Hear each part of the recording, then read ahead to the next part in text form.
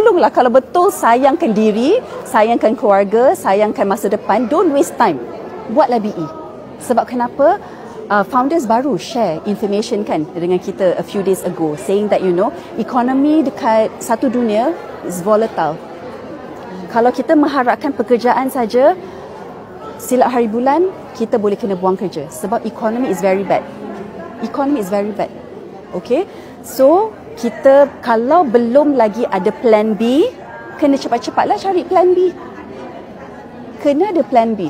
Kan, sebab kenapa in the future kita tak tahu, anything can happen. Dan kita tahu Rasulullah SAW pun sebut 9/10 rezeki datang daripada apa? Perniagaan.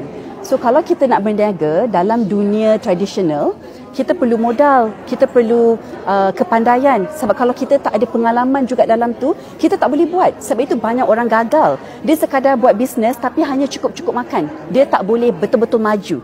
Tetapi dekat dalam BE, kita dah ada satu sistem, kalau you ikut, dia adalah perniagaan. Tapi ramai orang cakap, alah ni MLM.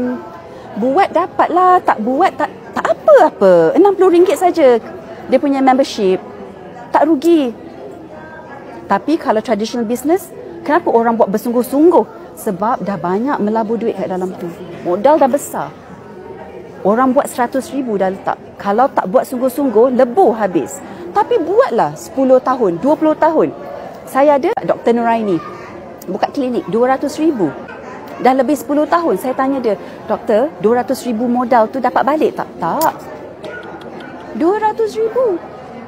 Jadi, kita nak cakap kat sini, BE adalah perniagaan.